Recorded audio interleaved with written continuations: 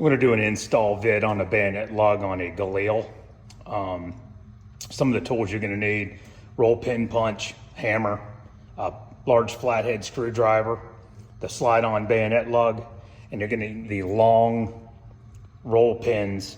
I've got the I bought the slide-on Bayonet Lug and the long roll pin. There's two sizes. There's a long and the short. You want to get the long one from Apex Gun Parts.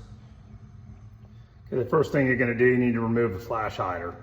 You're going to take a flathead screwdriver. You see the slots. You're going to stick the flathead screwdriver in. Give it a counterclockwise turn. You might hear a little break a little bit, but and then just rotate it counterclockwise and screw it off. Okay, the next thing you're going to do, you're going to grab your Bayonet Lug, and you notice you want it facing with these two little wings facing down toward the barrel, down out where the bullet would go. Slide this down, and you'll notice a thicker part of the barrel right here. You notice how the barrel comes down and then it thickens out. You want this Bayonet Lug fitting over that. Presses right down until it's flush. What I want to do is kind of line it up with that portion of the bipod mount. Just kind of slide it back and forth just a little bit until it lines up roughly. Push it all the way against the gas block.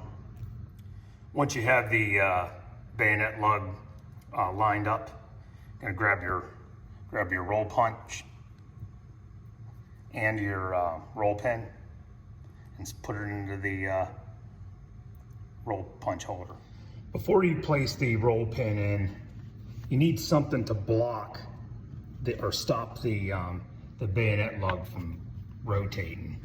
Because if I put it up like this and I push it down as I'm hammering it, driving the roll pin in, it's gonna friggin' twist a little bit.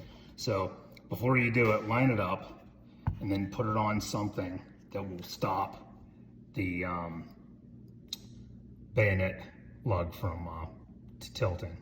And then just tap the roll pin in. As you can see, that's pretty level with the base of the bipod. It's kind of hard to hold the thing and do it with the camera, but it's pretty much lined up. It's not perfect, but it'll be all right for what I need. After you put the lug on, insert your flash hider. Turn it clockwise until it stops. And then you basically want to you can take a flathead or something similar and you want to crank it about 25 to 35 pounds. You can do it with a torque wrench if you want.